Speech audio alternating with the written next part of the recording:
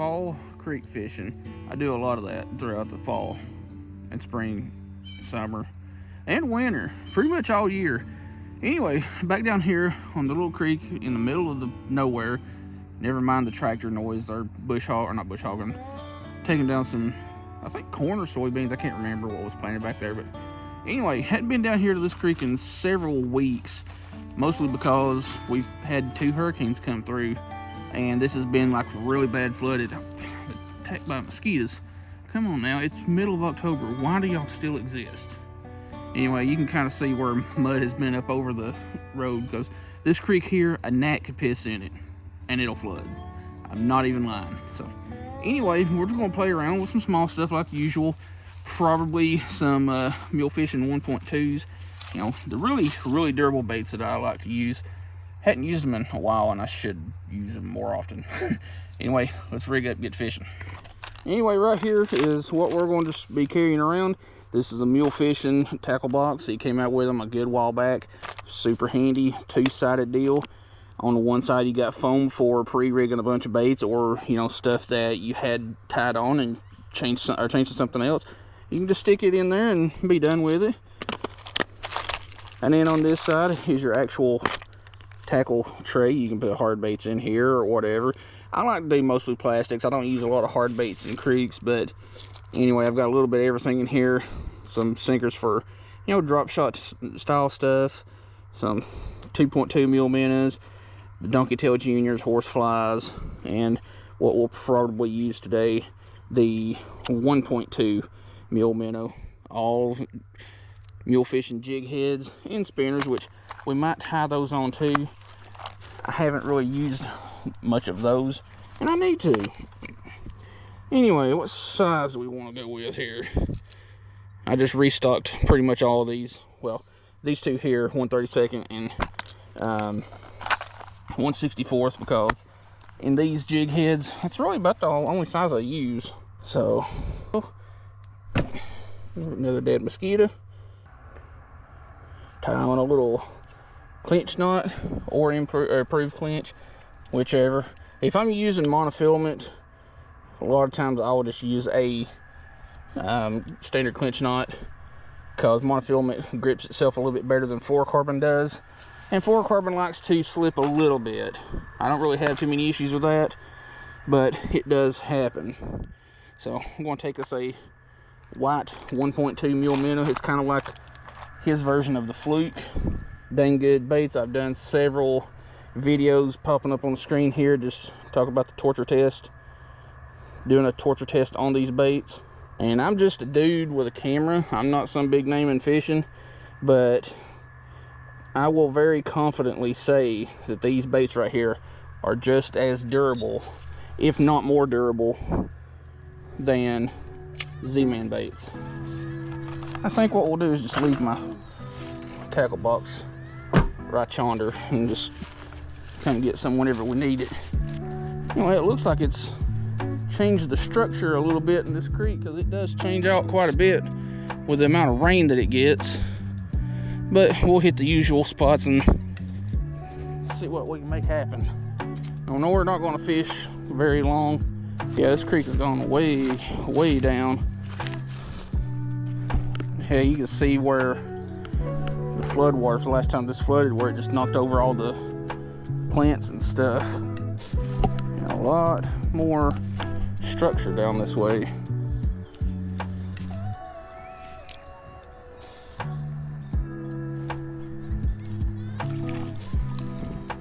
You snuck up on it. You snuck up on it now. You know what kind of fish that is? That is a unique fish, because you know what? It sneaked up on it.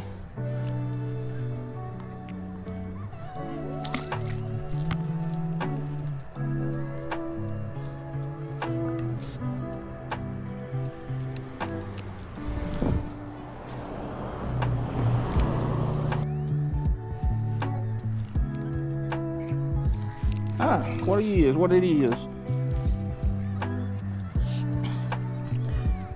Now we dropped it, but it is a decent sized common shiner, especially for this creek.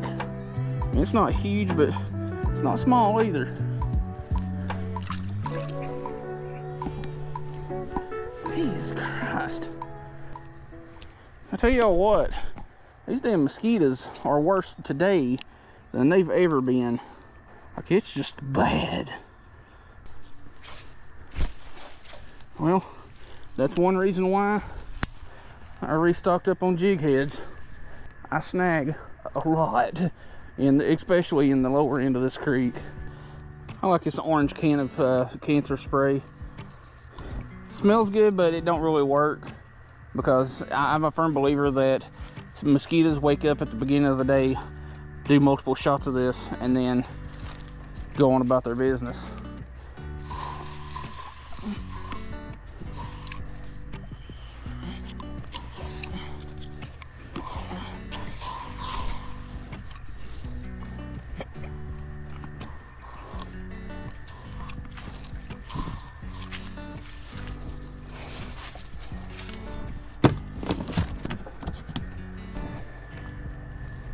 And by the way, rod of choice today is a Daiwa Presso 6.6 Ultralight. Reel is a Daiwa Revros LT 1000. And I've just got some cheap 4-pound mono spooled up on. I think it's Vicious Panfish line or something along those terms. Honestly, not a fan of Vicious, but I found it on clearance or on sale or something. So I was like, you know what? Screw it, I'll buy some.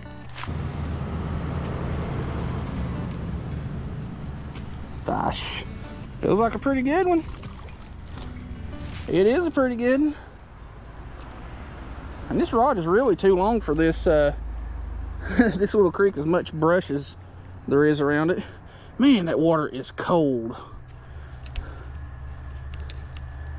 Man, that is a cold, cold fish. I wouldn't think that it would be that chilly. Skadoosh. I'm halfway tempted to just buy another one of these rods right here, but in the much shorter length, just for, you know, places like this, which you see all this structure and brush and stuff around. I've got a video idea coming out, or that I'm going to work on eventually, I should say, going over picking the right rod for creek fishing.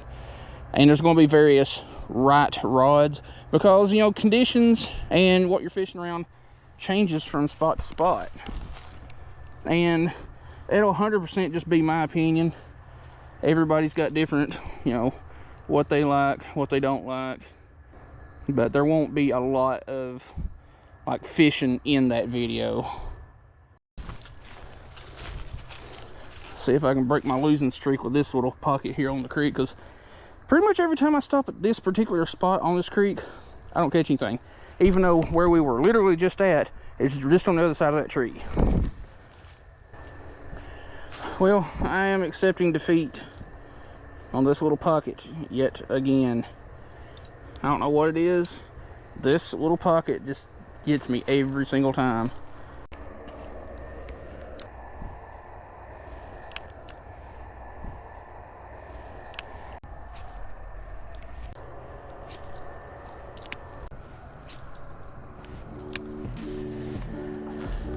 I think what we're going to do is go over here to the back side of this, like over that way, and see if there's anything in that little corner, and then probably call her quits, because these mosquitoes are miserable, and I ain't catching anything on this side really.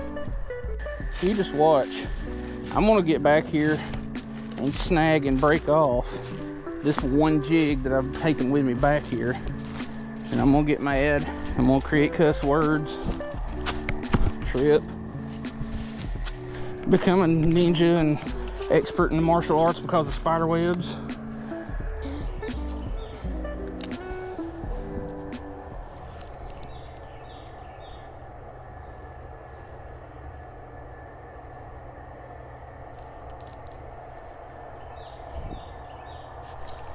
Got it. Finally. Hey! It's one we don't see very often in Cedar Creek.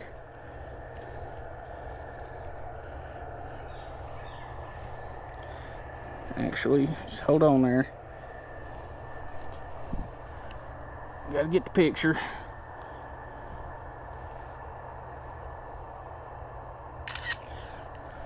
Gotta do it for the gram. And, you know, since I'm partnered with Mule Fishing, whenever I get some decent photos, got a little largemouth bass there. I get some decent photos using the products and put them on the Instagrams. That way we can help get the product out there. Not that, you know, Mule Fishing needs more help, because it's already a very successful brand, very known. I mean, it's a smaller brand, but it's a very well known brand. A lot of bigger names have used and heard about these products. And basically the way that I'm working this little 1.2 mule minnow, it's just like any small panfish crappie jig. You know, there's not a lot of action there. I mean, there's some action, but not a lot. I'll cast it out there, let it sink a little bit, and just give it a slow, steady retrieve, and just twitch it. Almost snag, and just do that all the way back, like minus the snagging part. Pro tip: if you're ever like walking through the brush or something like that and you don't want your line getting tangled up on stuff, if you've never heard of doing this, well, here's your chance.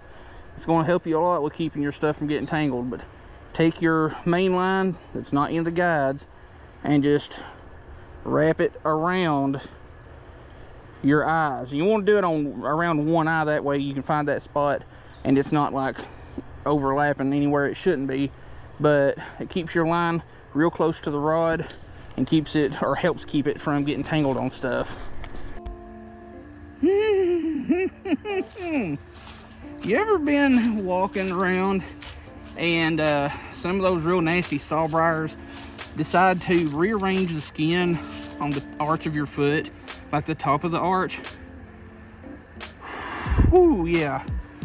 I almost wrote a book with colorful language right then. Alright, well, apparently the fish have decided to stop biting, but like I said, this creek, a gnat could piss in it and flood it, and that just changes the entirety of this creek. Like, where the fish go, I don't know. And where they come from, I don't know. But there's always fish in here. It's just, you know, slower ever so often. I've even seen some pretty big carp in this creek a time or two, but I only caught those 4 little fish, and we only really fished for about 30 minutes, 45 minutes tops.